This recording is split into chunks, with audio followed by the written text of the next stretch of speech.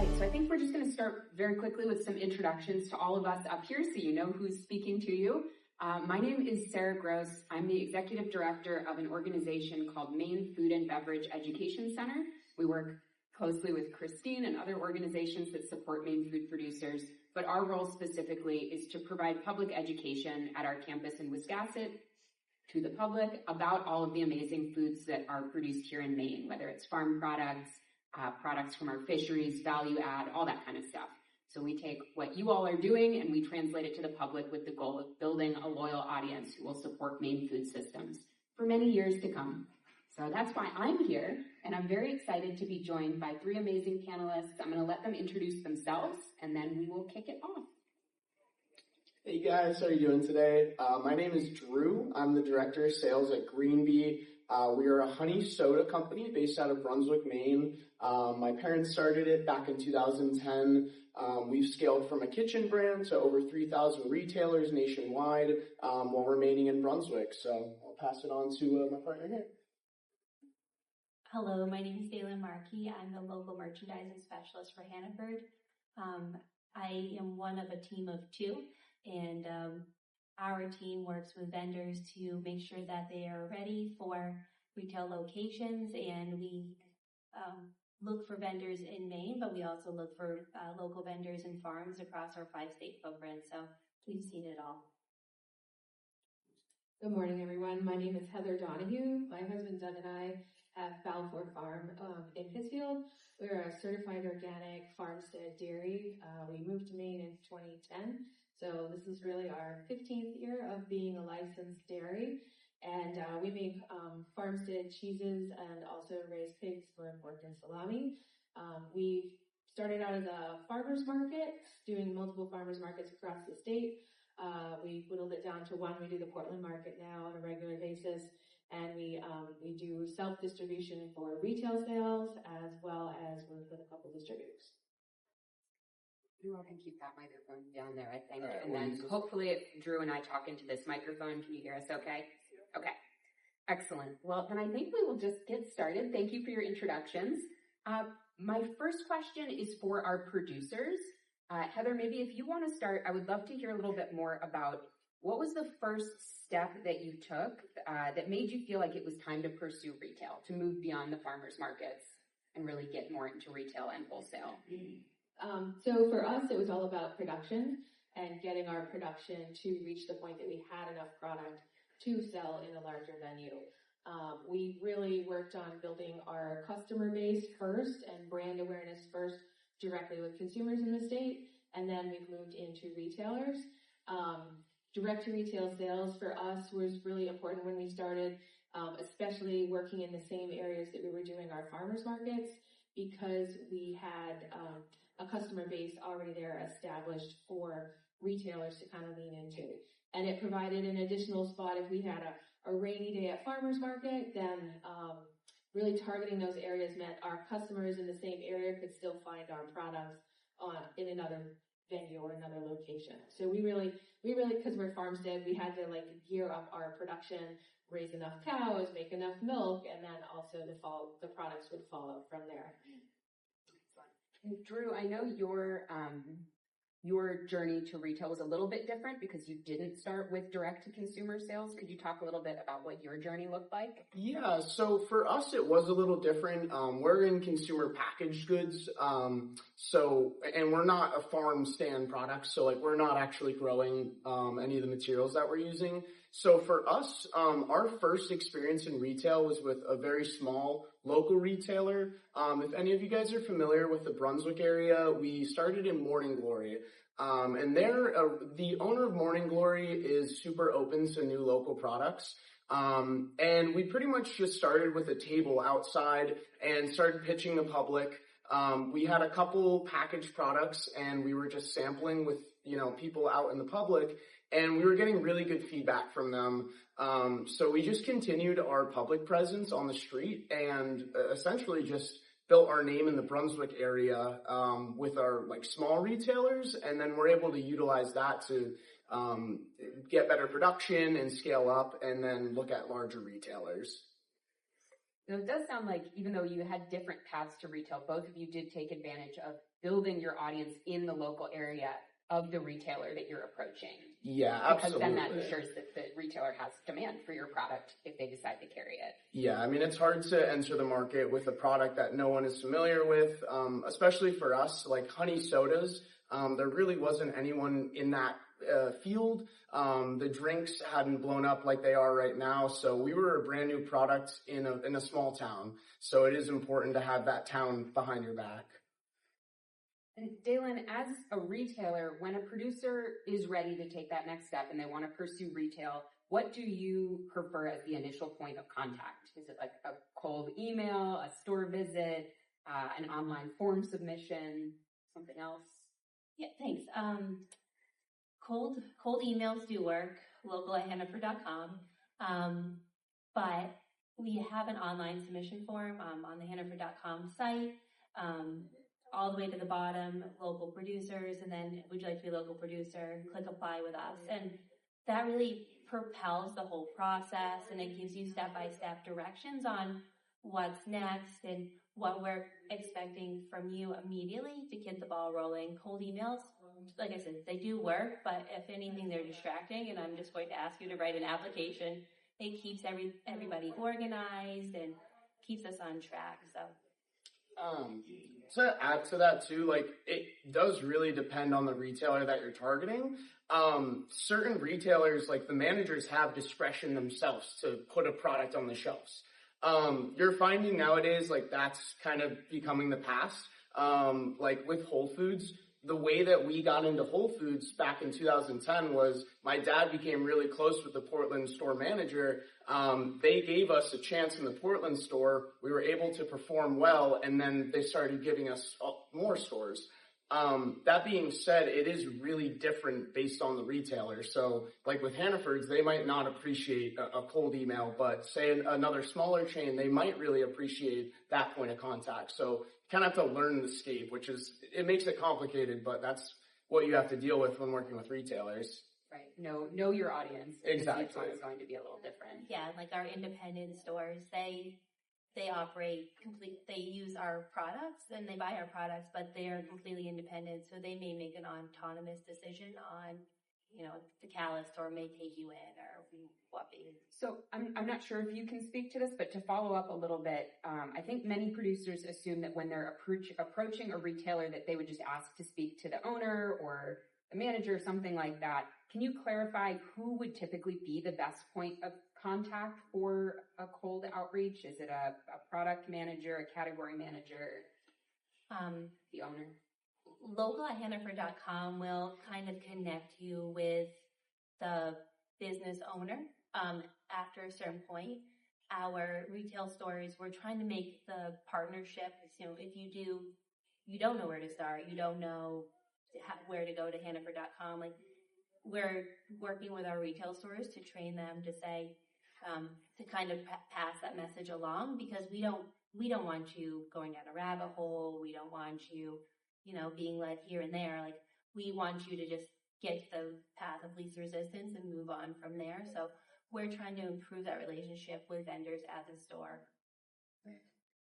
And Drew and Heather, have you had any experiences with your smaller retailers that you're in? Like who is the right contact for you to approach if you go to like a Morning Glory or something like that? I think for smaller retailers and even for co-ops, it's often the store manager or the category manager. And depending what your product mix is, we have cheese and then we have salami, 2 different categories, 2 different buyers for every store, which can be kind of challenging to manage. They might pick up one and not be interested in the other just because of whatever else they have on the shelf. And sometimes it can be tricky to make those connections. And I would say too, not to underestimate the time that it takes to get into stores. For submission and larger retailers or distributors, even like Hannaford or some other local distributors, it takes a while for the onboarding process. So don't wait until you're like backed up with product and I need to move it now to try and like start this process. It is much easier to get into smaller stores quicker. But even with some of the co-ops now, because of their inventory management, it might be like a quarterly type of thing, like, oh, I can't add any more products until the third quarter this year, or I'm not allowed to add anything in my category until the second quarter of next year. So really just having those conversations, but even if it takes 6 months to a year to get into the store, stay in contact with them. Just a phone call or an email, keep them in touch with like how your production's going and how the other stores are performing for you and your top products. Those conversations go a long way. And just to speak to like working with the independent stores, our local grocery store in Pittsfield is an independently owned Hannaford. And I happened to see the store manager at the culinary show here in Augusta last spring. I was like, oh, hey, it'd be nice to see our stuff on the shelf. And he said, well, bring some stuff in next week. And within 2 weeks, our stuff was in the store. So that kind of speaks to the flexibility that some store managers have. But it really depends on the structure of the overarching business to work with. Makes a lot of sense.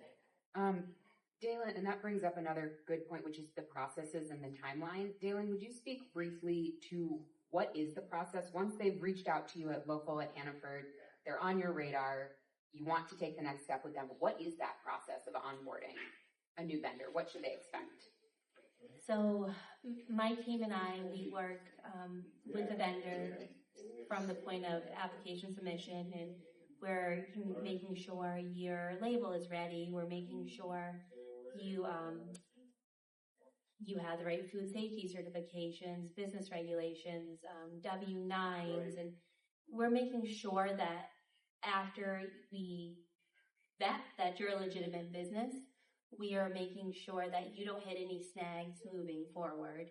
So we figure out, yep, you are ready to do business with us. It can really range from, I don't know if I want to buy a UPC yet, or we'll get an application in and the label looks great, and we turn the product around and at the picture, and we notice that they don't have a point of origin. You know, we don't know where your product is made. We can't verify that it's truly local. And that's one of the first things we look at. Does it say made in, produced in, not just distributed by, because that can mean a lot of different things. So we're really looking to validate, does it have the declared weights, because that's a legal regulation? Does it have the point of origin? Does it have a UPC? And that's really the cost of entry, because we want to be able to communicate your product to the customer as quickly as possible. And so if you're able to do that, we're able to, kind of give that product a home. Mm-hmm. And is it helpful if a producer comes in already sort of knowing where in the store their product might fit? Can you speak to that? Yeah. So like cheese. So, maybe Heather's like, I have this cheese and I'd like to go to dairy. And, well, your cheese kind of lends itself to the deli department. Would you be interested in selling in the deli? Or, maybe she wants to bring in her charcuterie and she suggests me, like, where we have that lens and that visibility to say, maybe your product would be great in both places. Maybe your cookie would be great in center store and the bakery. But we know that maybe the bakery in this market is saturated. So would you like to sell shelf stable in center store? And those are the conversations that we have to help that product get the right visibility. Yeah, and that's also something that we deal with, like, in the consumer packaged goods. Like, we're selling soda. Soda can be in a bunch of different places, especially we're a wellness-focused soda. And it's interesting, too, because we find different results in different parts of the store. So, like, when we're selling single bottles in the front coolers, those have a lot more velocity than if those single bottles were just sitting in an ambient shelf. Same with, say, we have 4-packs in a wellness center. Those are probably going to move better than if they were just sitting in a, random shelf by the other sodas. So, like, understanding your product, your category, and then if you can get sales data, if you're able to, like, okay, I know these products are here in this store, how are these performing? You can kind of come to a conclusion on how your product performs where it is in the store, which is good to know. Like, it's valuable information. That makes a lot of sense. And going in with a good understanding of your product and where it will perform best would be helpful. And you mentioned it earlier, kind of know your audience and kind of know, maybe you've done some market research. Maybe you say, let's go to the bakery, and you say, no. Like, my consumer really, in the shelf life, lends itself to center store. And, knowing your audience can help you as well. So, Heather, looking back, do you feel that you entered retail at the right time? Like, if you had waited any longer to pursue retail, would you have been better prepared, or did you just kind of have to take that dive and learn on the fly? That's a tough one to answer. Loaded. We kind of entered retail on the fly, like with I think the Portland Food Co-op was actually our first retail account, and it was back when they were still a buying club before the co-op actually existed. So we kind of grew there. It's part of it is like laying down the track as you're riding the train sometimes. And we've changed our business quite a lot based on the fact that we wanted to do more retail. We've done a lot of the things that Dalen talked about, getting UPC codes, having discrete packaging sizes, making it easy for retailers to accept it, to put on the specialty cheese shelf. There's a lot of things that you can do for your product sometimes that improves its retail ability. And those are kind of the things that we have focused on, but we definitely entered retail, by the seat of our pants. So you don't need to have like a fully ready to go, polished, perfect operational setup before you pursue retail. Is that right? I don't think so, just because, from a Farmstead point of view, we're always growing and evolving and changing our products and tweaking things, whether it's our packaging or our recipes. And so we're kind of like always trying to make our product better. But at the same time, we've learned along the way of what the retailers are looking for, and that's changed because of COVID too, especially in cheese. We always thought, we're going to sell full wheels and, we don't have to worry about the packaging so much. And now it's really flipped. A lot of stores don't have the labor to cut and wrap, have their own cut and wrap program, and they're looking for that prepackaged cheese. And that's kind of where we kind of saw an opening in the market that we could provide that service, I guess, and those products that other cheesemakers aren't ready to do. And we didn't do it alone. We had a lot of help from, business development services here in Maine from different organizations. We had a lot of grant funding that allowed us to get the equipment to grow in that way. And so, you don't have to be perfect and ready to go. There is like a minimum amount of things you have to be ready with your product. But that idea of like you're trusting somebody else to sell your product for you, and they're trusting you to provide a product that is safe, packaged, and produced in a way that is safe to sell. And working with your retailers to make sure that those boxes are all getting checked for both of you. And to add to that, there's never a perfect time to put your products on the shelf. Like, you can always look back a month later and be like, man, I wish I had this done. But really, like, the feedback that you get from the customers and from the managers is invaluable, because a lot of times, products can take years to develop. We're in these big tunnel visions. Like, we think we're making the best product. We always think our product's the best, what we decide is the best. A customer might come in and show you something that's glaringly obvious that you have missed. And that's something that it's invaluable. Like, that you can't replace. So even, like, obviously you need to have your production up to capacity. You need to have UPC codes. But getting that feedback from the stores early on, before you're set in stone, because, like, we're starting a new product line. We ordered 5,000 cans, which for us is a low volume. So this is our trial run. When we're printing in 5,000 cans, we can make changes to the artwork and not have it cost us $50,000, $100,000. So we're doing iterations and seeing what people think of these 5,000 cans. We've already changed our artwork 3 times. If we did that after ordering 100,000 cans, that would have costed us so much more money. And we didn't know that or get the feedback for that if we hadn't have put our products out on the retail shelf. So that's just an example of how it's been valuable for us. Very interesting. Yep.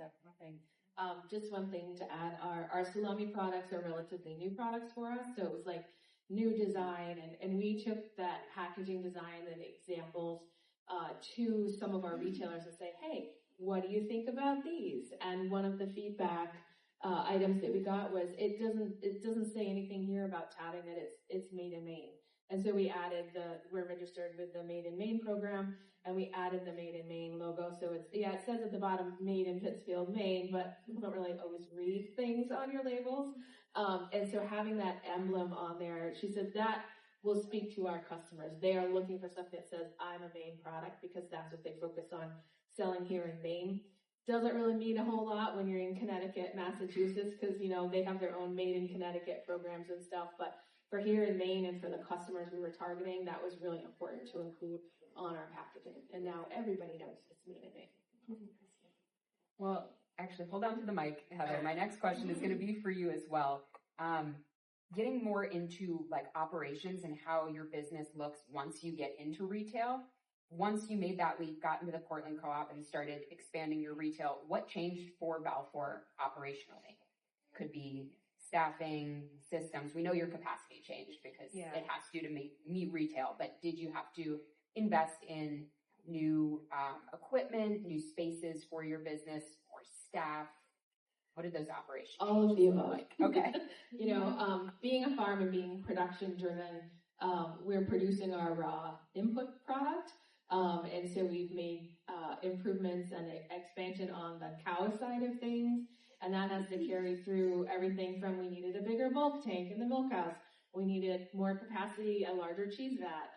Once we started making aged cheeses, we built a cheese cave because our walk-in cooler wasn't big enough to age the cheeses. And so over the last 12 years or so, we've been growing like in fits and spurts, and didn't really plan all that out very well, really wishing our buildings were differently situated, but we have what we have now, and we're working with it, but really didn't take as long a vision as we probably should have, but we never envisioned that we would have grown in this way. And it's because we made those changes that you kind of like come to a fork in the road, and it's like, do we keep going this way or do we switch and go this way?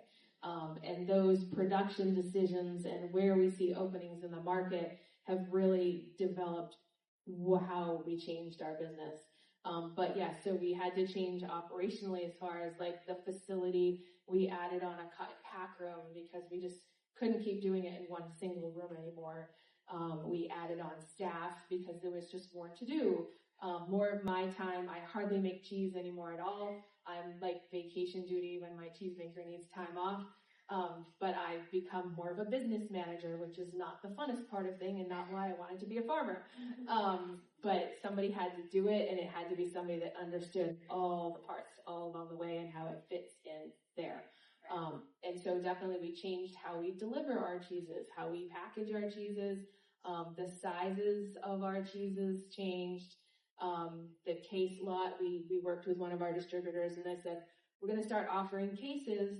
How big should they be? 10 pounds, 8 pounds. He's like 3-pound packages. I'm like, okay. And so we went with offering a 3-pound package of cut wedges. So really, and that's again, going back to, in my instance there, my customer is not the person that's buying it off the shelf. My customer is the distributor that I'm working with, and listening to the feedback from them about what works with them. Right, and a lot of the things that you need to work with them is different than what you would need to put in front of an end customer. Exactly. So I'm wondering on that note, if you could speak to something that we've used the word a lot so far, which is UPC codes. Can you tell us a little bit about your experience getting set up with UPC codes? Because that is not something that I typically see on products that I'm buying at the farmer's market. Sure, yeah, and it makes it seem like we're bigger than we are because we have codes on everything. So our first experience with UPC codes was the Portland Co-op. They had, of course, everyone's gone to digital inventory systems. They don't want to be typing in numbers and doing these different weight things, and everyone has these POS systems now. And so our first experience with UPC codes was the co-op said, we're going to this system, you need to put codes. And I'm like, I don't even know what this means. And they gave us little stickers. And so we had to then put the stickers on our products. in addition to the 2 stickers we were already putting on, we had to put another sticker on and then box it up and then give them the cases. And then as we grew, we came to find out that those are like recycled UPC codes. We don't own them. They're not tied to us. It could be like Papa John's Pizza in Connecticut is an old UPC number they don't use anymore. And so when we were doing our full-scale packaging change in 23, we had to go through and change all of the UPC codes by UPC codes so that we own them. They're registered with GS1US or something like that. You have to pay every year a small fee to like maintain them. But we own 1,000 of them. I was like, well, we don't need 100 of them. And then I counted up how many products we had. And I'm like, if we add anything, we're going to need more than 100. When you look at each item, it's not like, so Somerset cheese, the wheel gets a code, the half wheel gets a code, each 6-ounce wedge has a code. If we do an 8-ounce wedge, that needs a different code. And so you might think, I only make 4 items, but if you have varieties of those items, they each need a code. And so that was kind of like that was our education and our adventure with UPC codes. Yeah, and that is something, honestly, I'm not that familiar with, so I was very interested to learn about that. Yeah, and I had help from another producer. There was another cheesemaker that had already gone through that. So find a buddy in the industry. Seek a mentor in your industry. Seek a mentor, yeah. And there's companies that help you launch consumer packaged goods that can help go through that too. So Drew, on a similar note, sort of about understanding the regulatory landscape of products, Yes. What have you learned in your growth in retail about your product, regulations around it, especially maybe if you're selling out of state? Yeah, so every state has different like consumer laws for the goods that we're selling. That's something we just ran into. So we're selling glass bottles with our sodas. Those have that little 5-cent return tag on them. So we're selling in all New England, and in Connecticut, they just recently changed their deposit information from 5 cents to 10 cents. We weren't aware of that right away, and we actually got a message from one of our retail partners in Connecticut, and they were saying, hey, did you know about these recent changes? And we're like, no, and they're threatening to pull, our products from the shelf because they're not in regulation with the state. So being on top of like where you're selling and the laws surrounding the products that you're selling, there's a lot of FDA regulations that can vary state by state. Even your label. So different states have different a certain part on your label might need to be 1/4 of an inch for pertinent information for the customer. That might not apply to Maine, but it could apply to Massachusetts. So having an understanding of the regulations in the states you're selling is important. You might need a lawyer for something like that, or you might get a message 6 months down the line from your retailer. And those are just things that you have to deal with. I also wanted to add it on the UPC note. If there's ever a time that you need to be accurate, it is when you are entering your UPC information with a new retailer, or when you're dealing with a graphic artist, they're making your label for you. If they put the wrong SKU on that label, you're SOL. There's not a lot you can do because the retailer isn't going to be able to scan the product. So that's something you need to be very, very careful with, and like triple check that the SKUs and UPC codes are the same. That is good advice. Yes. Measure twice, cut once. 3 times. Dalen, from your perspective, what operational changes do you most commonly see producers sort of underestimate when they're taking that leap into retail? First, I think a lot of vendors, if they're not, maybe you're new, but a lot of folks think, okay, I think I can do 25 stores right off the bat. And really that's a very conscious decision that the vendor is making. Can you truly support 25 vendors? If you overextend yourself, there may be like, okay, you may impact more shrink, or you can't give service, so you have lost sales, or just relationships are strained with category partners because they're getting a lot of complaints from stores. So understanding what your true reach is, I think, is very important. But you may start with 3 stores and decide, okay, I could do 6. So I'm scaling up, and eventually you want to do 25. When you're doing that, you need to be aware of the impacts. Can you still maintain the level of service? Can you still maintain 1 or 2 a week deliveries? Or are you trying to send product frozen all of a sudden because you can't get there? Or, there may be some problems that are inadvertent, and it may be those missteps that could cost. But just being aware of what scaling up means is really, like, in the trickle down, I think is very important. I will also say we've had some vendors, and I'm dealing with an ice cream vendor in Massachusetts right now. They are looking to grow, and we help them grow through normal sales and over years, but they're no longer made in our 5-state footprint. They're made in Connecticut. So it's not really local to Hannaford anymore. It's local to New England. And so kind of understanding, like, great, I'm really glad I helped you, but I can no longer support you because you're no longer a local vendor. And that breaks my heart. So please don't do that. Just kind of understanding you may have to work with a co-packer that makes you not local, and I might have to fire you, and I don't like that. So. But I think that goes back kind of to what we talked about before, is it is important to have an understanding of who your audience is, and your audience is the retailer you're trying to work with. So knowing what their requirements are, what their program is, who the right person to speak to is, and focusing on them as the customer, not necessarily the end user. So on that note, communication is really, really, really important. When you're communicating with a producer, Dalen, how do you view follow-up from them? When is it helpful and when is it counterproductive or nagging? I think we own a lot of that relationship with the vendor. We're asking for a lot of different things of you, and then all of a sudden, nothing. So we're getting better at explaining to folks. The next time you'll hear from us is June 7th. The category team we have your application, and you should be hearing from us in June. Like, where before that date, we're trying to work on trust in the communication so you don't start to panic. Like, did they forget about me? Did I get lost in the shuffle?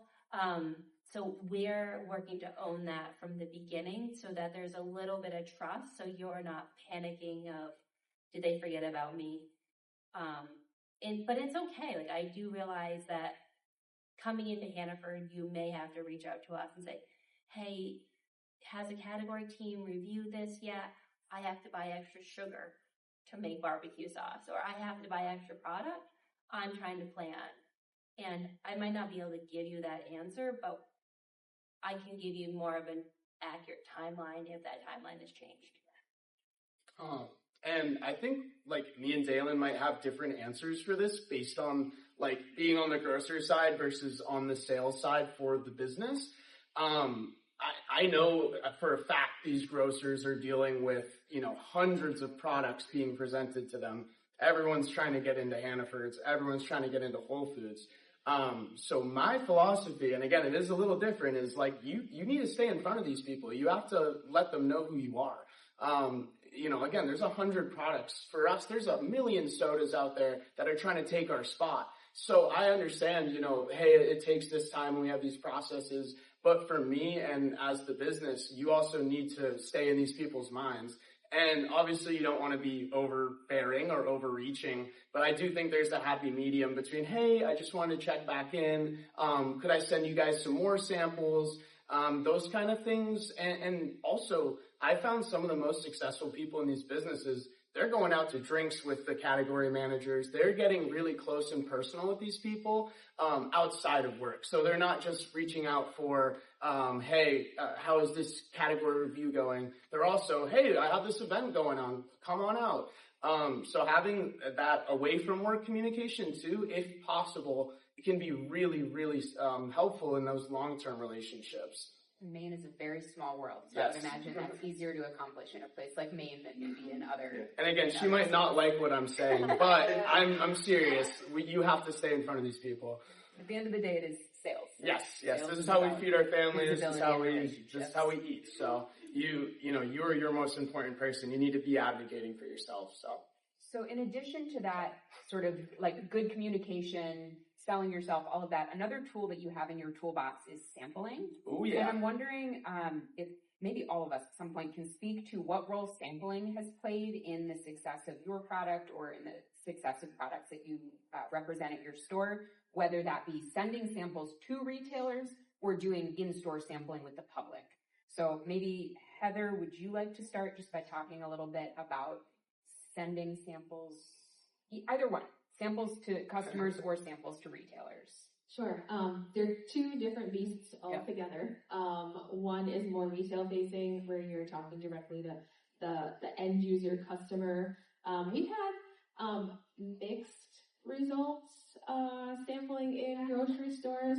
Oftentimes you get kind of tucked off into a corner, or you're like in people's way as they're walking in and they're busy. They're coming into the grocery store, they want to grab something and leave. So a lot of times they're like, oh, our busiest hour is like 4 to 6 on Friday night. I mean, people do not want to stop and talk to you at 4 to 6 o'clock on Friday night. They are tired.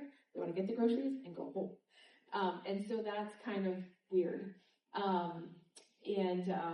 So it's not my favorite thing. We always offer it to new stores because you want to introduce your products. It's not always, I feel like it doesn't really boost your sales very much. Maybe those 2 hours it might, but after that, you've kind of lost that, unless you're right in front of them. But one thing I do want to try is giving the deli. We're usually in the specialty cheese case next to the deli, because we're expensive. And I want to try and kind of give the deli pieces of cheese to sample, and then they have it and they can sample anytime people want to try it. But sampling for us is more important when we're introducing our product to a buyer. And whether that's at a trade show, we always sample at trade shows because that's how I get people to come and talk to me. You put cheese out, they want to come and talk to you. So we always sample there, and that's often our first introduction to buyers is they see us at a trade show, or they might see us at an event like the Common Ground Fair or some other place we're sampling. And then we follow that up with full-size pieces so they can see our packaging, multiple types of cheeses. I always ask them, which ones are you looking for? Because we have quite a lot. I don't want to send you stuff that you're just not even looking for. So really finding out what the gap they're looking to fill is to make sure that your product is going to fit that gap for them. Because if they're looking for something, I don't make blue cheese. They're like, oh, we really want blue cheese. I'm like, you're talking to the wrong girl. We can't help you there. I'll tell you who else in Maine makes blue cheese. But sometimes they're looking for something and you're just not the fit for them. And so having those initial conversations can be really handy. But we always offer to send samples to their buying team or maybe to the sales team or, to share with their employees and see which their favorites are. Which in the instance of our local Hannaford, I came in and I had all of our products and we laid them out on the table, and our packaging really sells our product, and it's quite impressive when it's all together. And that's part of the reason why I do it, because it tells a story. And they were like, I want to take it all, but I don't have room. And I'm like, okay, let's whittle it down. So laying all your cards on the table and then having them kind of pick and choose what's going to fit best is what's worked for us. And I think sampling is a great investment. It's your best advertising because you're putting that in front of the buyer. They don't have to guess what it is. And for our products, people need to taste them to invest in them. And it makes them more knowledgeable on how to sell your product. It does, for sure. I've never had this cheese, but it looks good, so maybe you want to buy that. Yeah, and having the sales, the people on the floor in the store knowing about your product and having tasted it in the break room last week, they're like, somebody asked them about it, oh yeah, we had that last week, it's really good. It's a really good investment of your time to do that and a really good investment of your product to do that as well.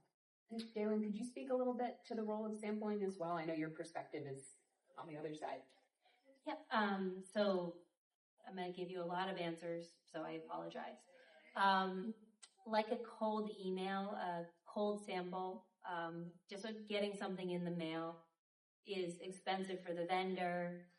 It's not cheap to ship things, not cheap to get meat product, and maybe it's a product that we're oversaturated in, or maybe we like your product, but we're going to ask you for your product to sample again. So it's great to get something out in front of me, but at conception, having your application is more valuable than having the product. Like I said, I don't want to waste your money or your time having to ask you again potentially. That being said, should we want to bring your product in, we will need a sample of your product. We'll need a sample for our website, for our e-commerce business. We'll need a sample to understand, will it fit on the shelf like we thought? Like, up until now, we've been just looking at photos, so that's really nice. Or I have an instance, I don't know if they're here or not, like we have this vendor where I really thought it'd do well in produce. It's a byproduct of fruit and fruit processing, and I thought, it'd be great to have them in produce. It didn't work out in produce because of space, so now we're moving categories. And they said, okay, would it be helpful if I sent you a sample? And you've invested a lot of time with us, we've invested a lot of time with you. Maybe a sample would be good at this point to kind of showcase your product. And I actually saw them here, so I was wondering if they were in the room. But we'll let you know. Like, I don't want to waste your resources. Third answer. Sorry, I thought you were pointing at me. Is if you're a local vendor with Hannaford and you're in 10 or less stores, we do let the 10 numbers loose, but you can sample your product for free. So if you're already a vendor and someone tells you, you can come to the store and they tell you it's $500. Definitely push back. Small vendors, it's a service we like to offer. We know that, eye appeal is by appeal, and if you're out there, you're eating it, you're looking at it, you're interacting with the product, you're more likely to buy it, and our local vendors don't always take advantage of that. So that's direct-to-consumer sampling, which I know Drew has some things to say about. Yeah. So for us, like, in-person sampling has been the most integral part of our growth since we started. And again, there's two parts to that. So just to give you guys a story, we were seeing a decline in the North Atlantic Whole Foods region for green bee this year. So me, my brother, my mom, we spent every week, we went down to Boston twice a week for 2 days, and we would demo at, I think, 4 to 5 different locations for 6 hours each. So, we were pushing on demos, and we saw those numbers rebound. We did see that continued success after we left. Like, we saw numbers still continuing. That being said, our category, the beverages are, again, it's so competitive. Everyone is jumping into it. So being able to share our family story, like I always tell people, and I'll stop them and say, hey, this is my family's company. Because a lot of times people don't want to talk to you. They don't want to say what you're selling. But like, hey, this is my family's. Like, we started this in our kitchen. And sharing that story, you might not be able to get to as many people as like a social media post, but it gives that emotion for people to connect with you with. Like, they're going to remember your product. The amount of times my little brother has heard, hey, I met like the owner's son, not realizing that, we're brothers. So those stories, they really stick around. And then the second part is the samples to, say, independent stores. I find it's almost not a waste of time to send samples to larger chains, but as Dalen was saying, sending a cold sample isn't really the best use of your money. Our process has been a cold email. We send out thousands of them, and we maybe get 100 responses, and then those 100 responses will vet them and then send out samples. So this year, we raised our independent sale numbers by like almost 150% just on doing an email campaign and sample sending. And that also helps in areas that you're not able to have that retail presence, like with a person. So, we're selling our products down in Florida, out as far as Texas.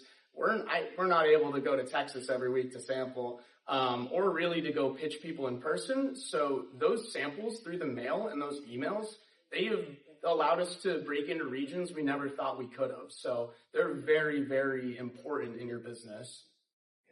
Very interesting.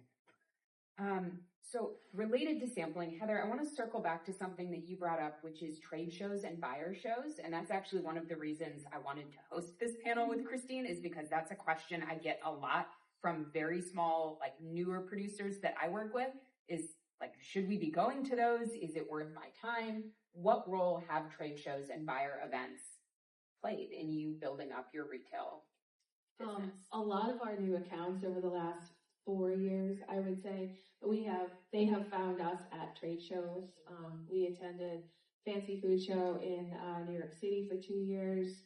We did the Good Food Mercantile this past summer, which is like a smaller version of good food that of fancy food that you don't get quite lost. We were really too small to be in fancy food.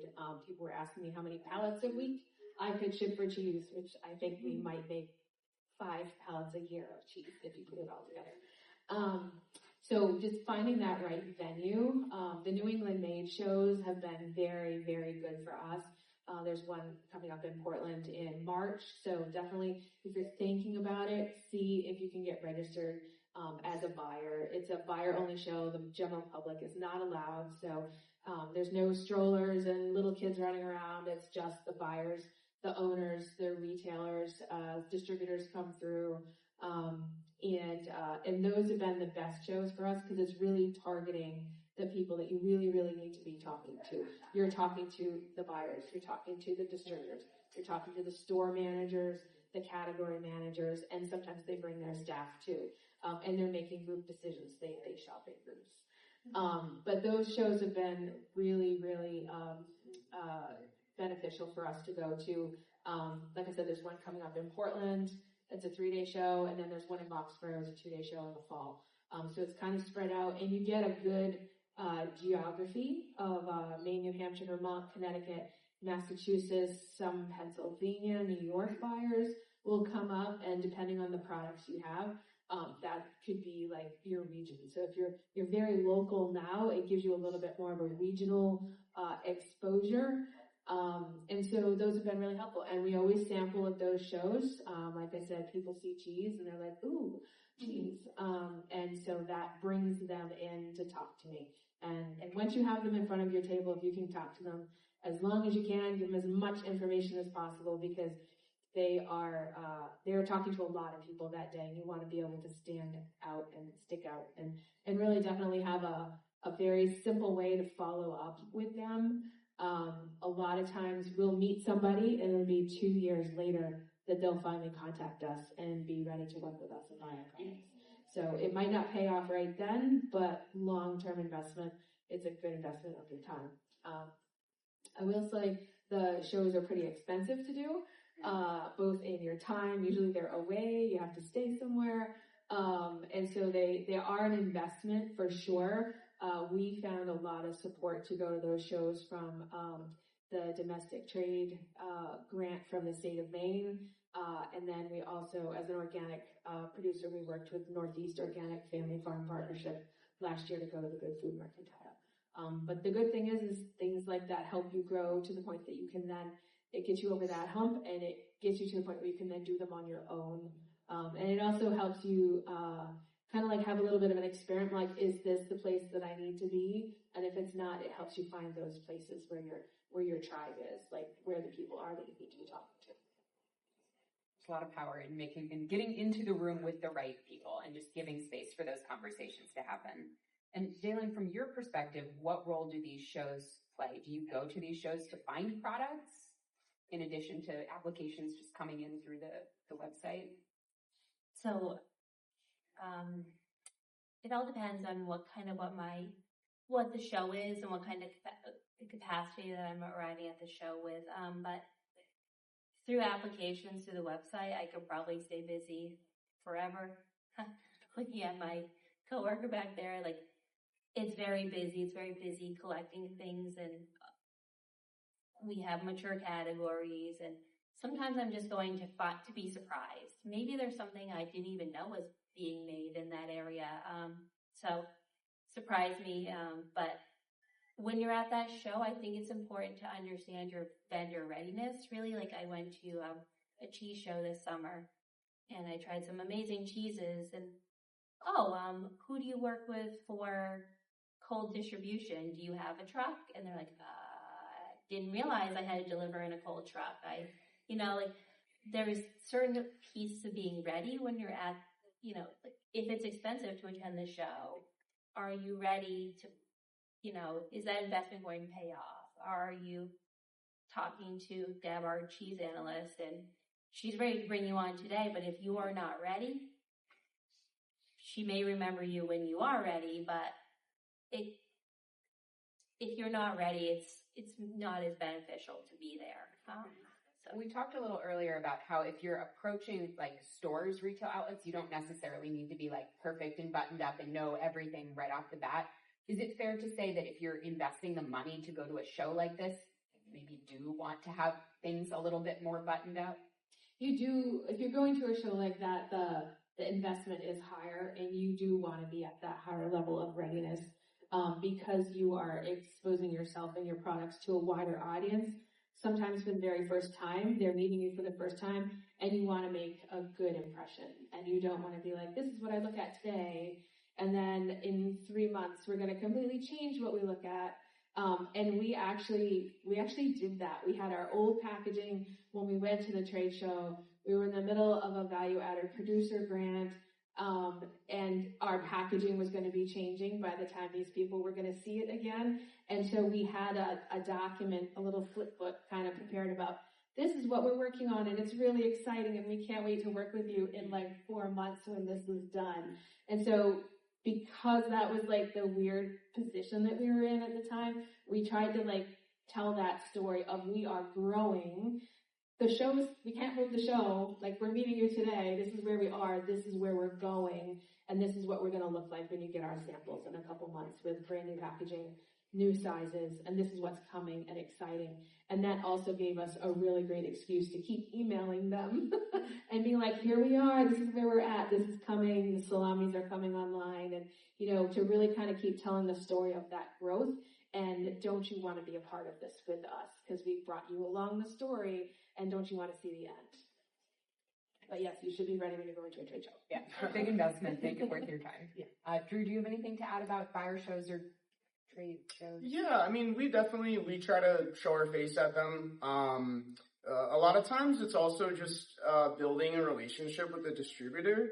Like I know Native does a show here yearly, sometimes in Portland. PFG does a show here as well. So like just knowing your reps and knowing the distribution companies is really important. Kind of like what Heather was saying too, it's really rare you're gonna have like 3 decision makers for one place all in like one room. So there is value in being able to pitch like anyone who, you can get a bar manager, the general manager, and the owner in one spot, and like that's rare. I will say, some shows can be really expensive. Like we've also done fancy food, and I mean you're looking at like $8,500, and then any type of like booth stuff that you need to ship, because those are in New York City, and there's also one out in California. So you're looking at, I mean, $10,000 to go to one of these shows. So I think Heather did bring up a really good point. Like, are you going to get $10,000 back towards your business? Because when you're starting, like, that's so much money. I mean, that's the difference between another run or, having your lights on. So making those decisions is hard. But on the flip side, like, we got an email from someone we met at Fancy Food last year, and that led to 50 new convenience stores for us in New England. And that definitely paid for, that trade spend that we had. And this is a big note too, is just like balancing your trade spend. You know, we for the longest time didn't really have a pot to piss in. Sorry, but that's the truth. And, you know, for us, we couldn't really run promotions. We didn't really have the money to go to these trade shows. So I also don't want you to think like you have to do these to grow, because you don't. If it's, again, the difference between keeping your lights on or going to the fancy food show with a pretty display, you maybe need to keep your lights on. So that's a decision you have to make as a business owner. And are there ways, Heather and Drew, to get into that sort of environment without jumping in the deep end of like the $10,000 shows? Are there like smaller local events programs that are better fits for maybe like just a smaller business that's looking to dip their toe in? Yeah, I do think that there's if you can work with a distributor like the Native Maine has a show, and I think the one in Yarmouth, I'm blanking. There's a million of them. Yeah. No, it'll come to me in a minute. But definitely, if you can work with a partner to kind of help you get you there, that we would not have gone to Fancy Food Show without support from the state Domestic Trade Association program, and I'm hoping they keep running it because I know it made a big difference in the brands that were able to go. But we did make some really good contacts there. They weren't always the right size buyer for our production size.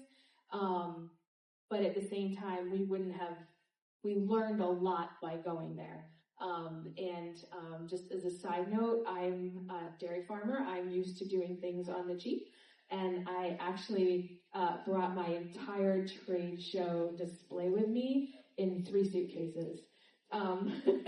So I didn't have to have that extra expense of shipping things and like buying the setups and stuff like that. So I can find ways to do things on a small scale but have a big impact. But definitely if you're a producer just starting out, the New England made shows are more achievable. I think they're like maybe $1,800 to $2,500 a show, depending on the size of your booth and the services that you need. So that's a little bit like if you want to dip your toe in, those are great shows that will give you maximal impact in our region without going into the deep end over that and stuff. And, you know, like Drew said, there's if you're really still at the point where you're just starting out, driving around, you know, targeting specific retailers, having face-to-face time with them, that's like going to be your best bet. Yeah. All right. Well, I do want to make sure that I leave plenty of time for questions. So I'm going to just jump into our last sort of question for you all, and then we can move to audience questions.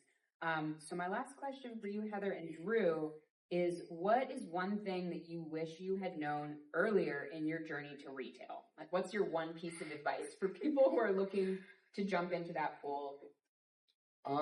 What do you think they should know?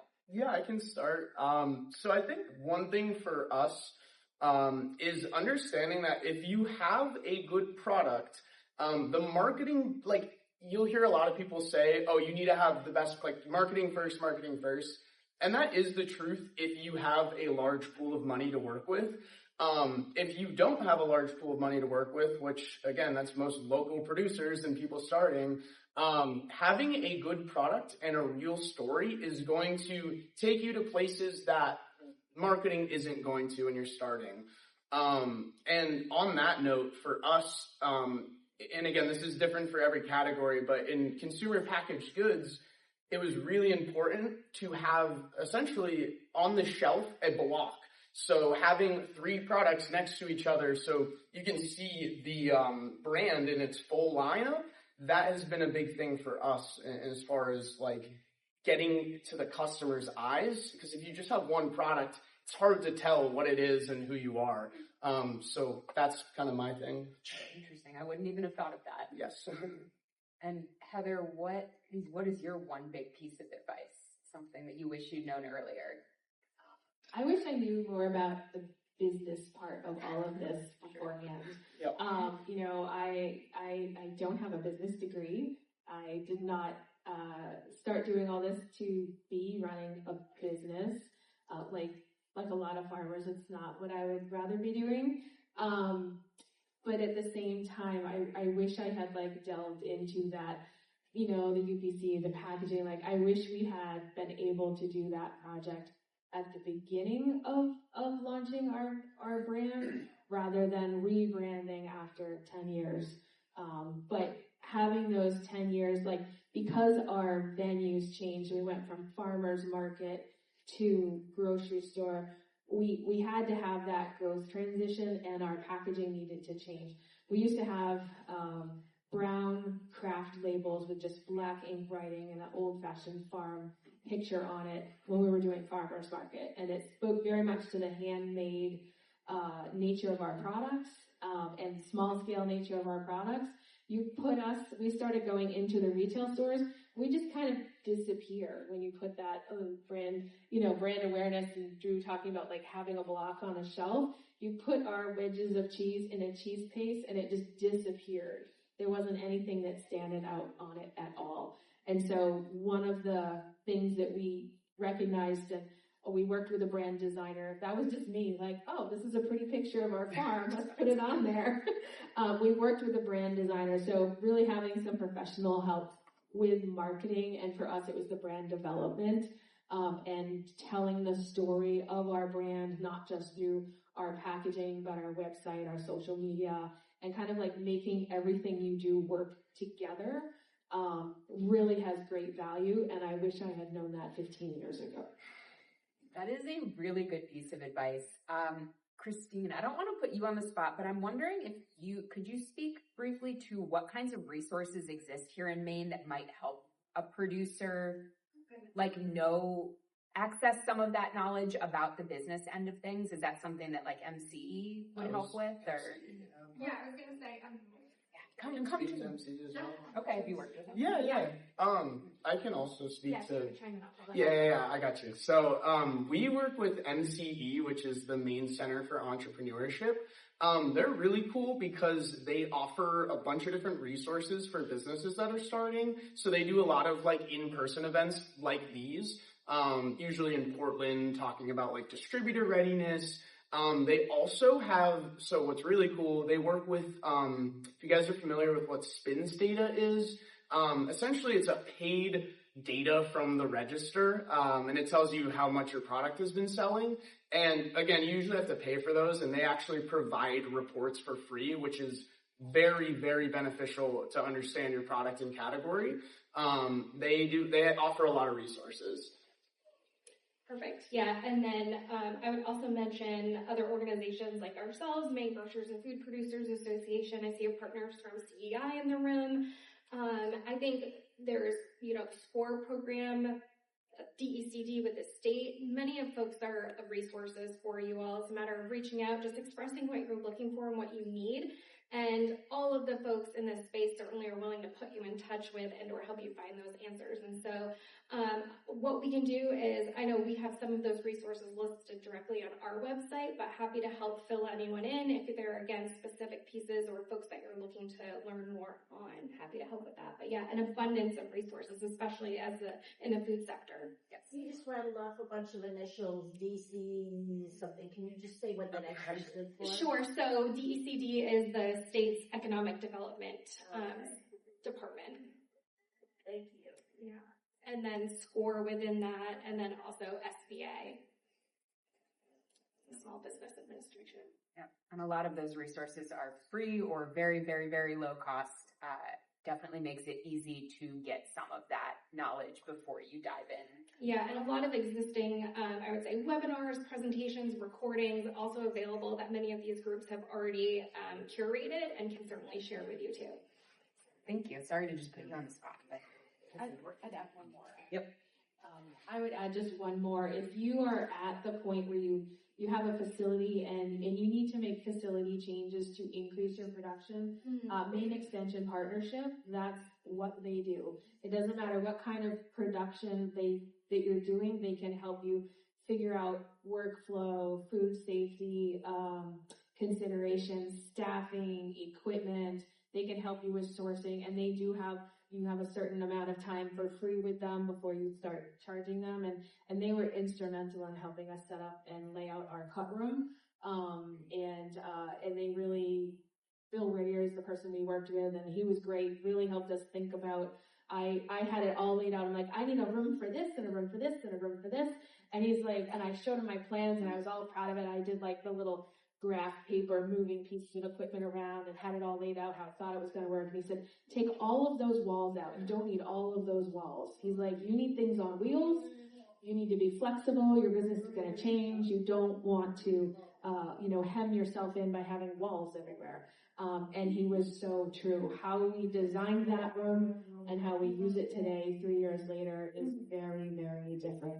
When you actually get in the facility and are using it. Very good advice. I think at the end of the day, you don't need to do this alone. There are resources. There are people to help.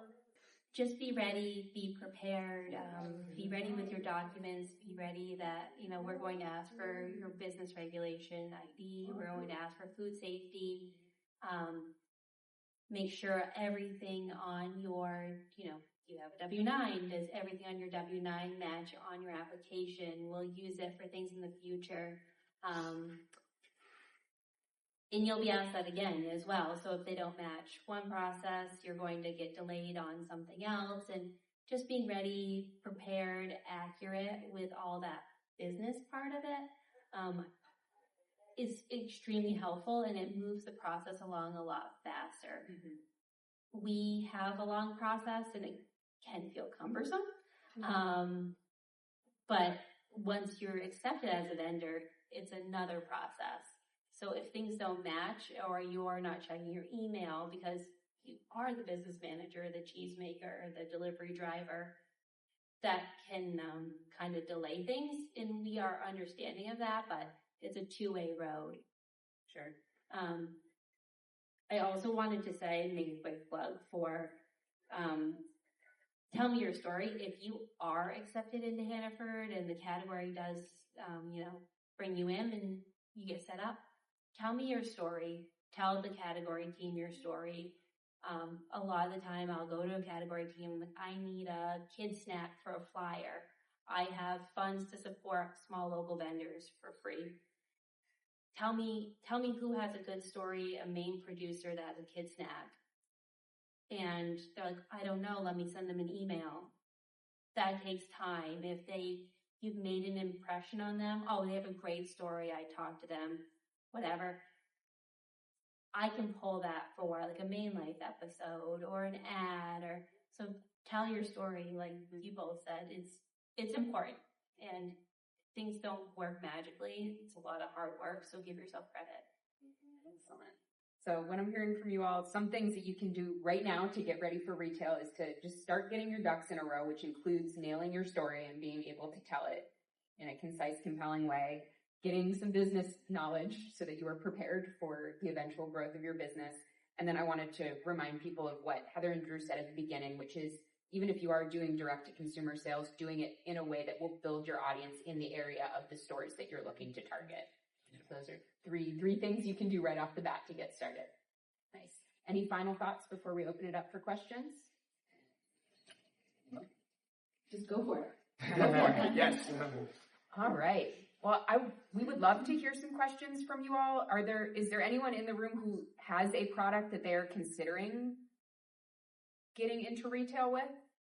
I'm just kind of interested, like, who's in the room? Anyone? Anyone? Does anyone have any questions?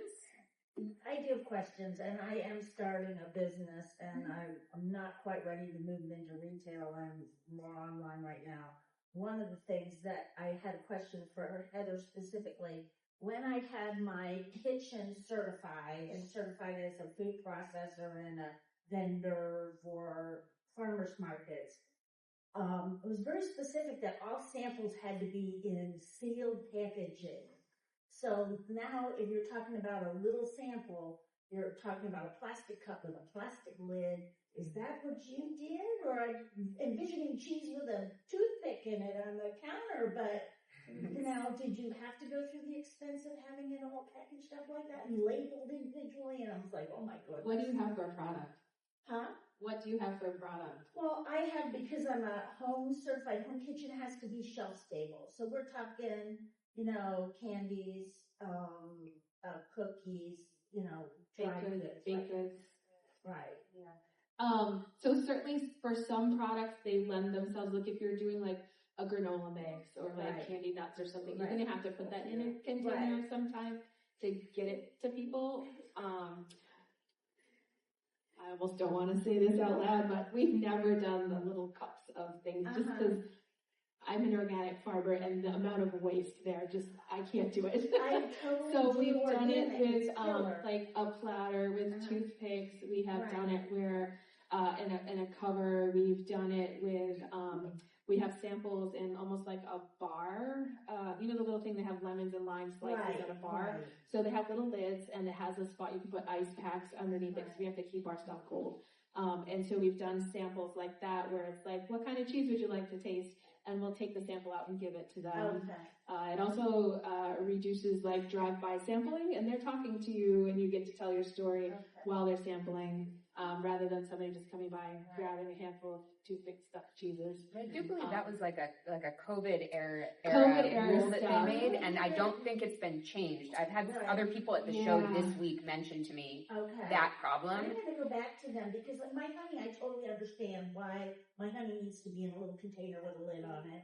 But the dry goods, that's a lot of expense and a lot of It's very waste. cumbersome. It creates a lot of trash, especially at farmers market. Those little plastic cups blow around and you know they're going everywhere.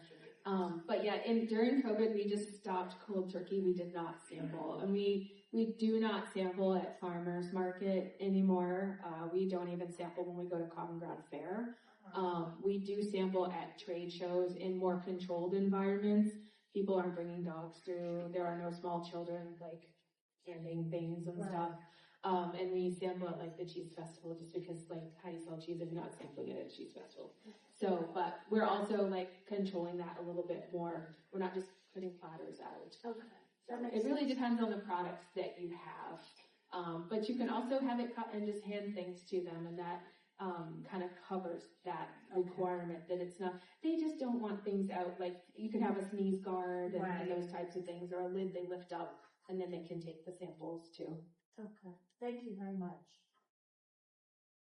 I have a question, maybe too specific, but what have been the navigations around insurance to move from a farmstead level to, or farmers market level to retail? So especially when you're dealing with like the public and doing in-person sampling, like they're gonna want a COI. Usually with larger retailers, that number is you want to be insured for about $2 million. That's again can change and vary, but in my experience with larger retailers, like they are going to ask for a COI. People like Whole Foods, they ask you to update it like every 3 months. So you have to stay on top of it. And that's a lot of large retailers. And again, it's usually about $2 million. I think it really depends on your product, and are you a high-risk product?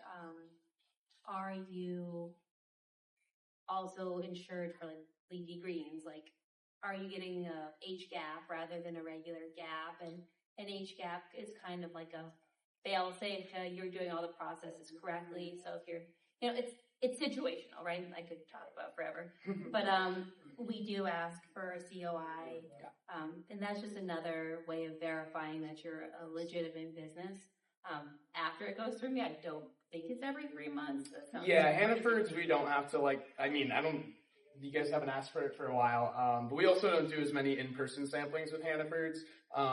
But usually if you're going to be going in person or selling your products on a shelf, they're going to want some kind of insurance. Or even some shows, like some sales. Definitely, shows, like the trade shows. Like when we have shows at Maine Tasting Center, we ask for certificates of insurance just because there is liability to having other businesses doing business or selling their product at your... Yeah, if you're selling something that people are going to consume, there's liability. So it's important. And we do make exemptions, and there's a separate process for exemptions, and that goes through legal and whatever. Yeah. But, at the end of the day, your comfortableness with the amount of insurance or sampling, I think, is a business decision. So we, as a dairy, we have kind of a high-risk product, so we've always been very well insured. Your insurance is protection for you. Anytime you're stepping on somebody else's property, generally speaking, they're asking for your COI to make sure that you're covered. Some of our retailers have asked for our insurance and licensing, and some have never asked. The assumption is just there. In my opinion, they need to do a better job of that, especially in the era of food sovereignty here in Maine, that you have people putting packaging out that is not inspected food. And so I think they need to do a better job of making sure that they're asking that of all their vendors. But yeah, insurance is a big thing, and it protects you, it protects your consumers to some extent. And like Drew said, like the amount of insurance you carry and the type of insurance you carry can vary widely. And sometimes it's directed by the vendor or the retailer that you're working with, or distributor. They're going to have requirements that you have to have, and you might have to bump all of your policies up. And that's a business decision. Like, is it worth working with this distributor or this large retailer if I have to then incur all of these additional costs and maybe jump through a lot of hoops? Sometimes that decision might be, no, it's not going to be the path we want to take, and you take a path that you're more comfortable with. And that's kind of one of those crossroads, which way do you go kind of decisions. I just have a question about getting on the shelves versus staying on the shelves. Maybe if you can talk about how long a period that happens and what the success factors are. Yeah, so it does depend a lot on your category. So in beverage, for us, again, super competitive landscape. You're right, it's two parts. So getting on the shelf is one part, and that can be a process. And staying on the shelf, you usually with larger retailers have a year to prove yourself.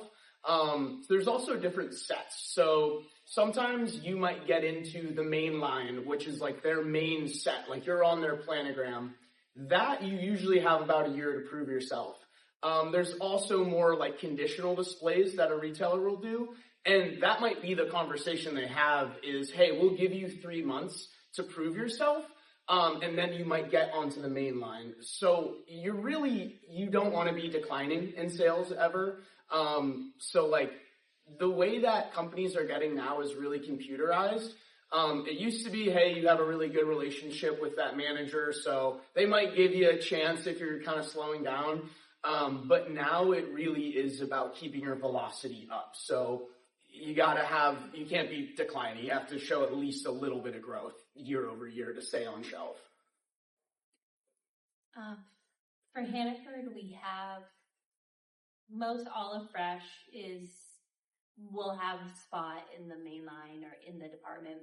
Center Store is a little bit different, where we have categories that have been identified by our consumer and through insights that they're more important to our consumer. The honeys, the maple syrups, the coffees, those have space on the shelf that are kind of built in to support our strategy for those important items. And I don't really know how to say this, but we're not measuring your success the same way we're measuring the success of your maple syrup is the same way as we're measuring the success of a national brand maple syrup. If your national brand maple syrup isn't moving, or you're not paying your vendor allowances, then you may be ushered out, and that may be a discontinued situation. But for our local vendors, we have a lot more patience. This category keeps like, well, we only moved 4 of those maple syrups this year. Is it worth the space on the shelf? I'm like, well, do you have an alternative? And they're like, no. The vendor will probably fire themselves at some point if they're not satisfied with the sales, because they don't want to continue delivering product and wasting their gas and maintaining the shelf. And so if you're on the shelf, it's a lot harder to get fired from the shelf, I guess. Yeah, and also it's tough because there's really no right velocity number. Like there's no, if we got to sell 2 bottles a week on this shelf and we'll stay afloat. It changes a lot based on the location, the type of product, the competitiveness of the product categories. So there's so many factors, but that's a conversation with like a category manager that you can have, and they'll set expectations for you. It sounds like it's very different based on who the retailer is. Yeah, retailer, product type, area. So if you're in a chain account, like they're probably going to have different standards for the Portland location versus like somewhere up north that doesn't get as much foot traffic. Like there's so many variables with it. Anybody else? Any others? Time for like one or two more. Yes. Question for Dalen. What's the difference or transition from a farmer coming on or producer self-distributing to locations, and then a potential transition in the future towards warehouse or using a distributor? How's that handled? Since distribution is a big topic. Yeah. Easier for a producer to answer. Or maybe a producer to answer. Sorry. I've been in my role for less than a year, so I'm still pretty new. I have heard like a lot of our produce vendors are, we can go in your warehouse, and everybody wants to go in the warehouse, and we only have a certain amount of slots at the warehouse, so they do their best to work with, if we're short on, I talked to a farmer yesterday, we were short on tomatoes, we had a relationship with a tomato vendor, and we said, hey, could you bring us 4 truckloads of tomatoes in September? Yeah, great, we'll deliver those to your warehouse. That won't ever really take up a slot, so we can cross-dock it and be nimble that way.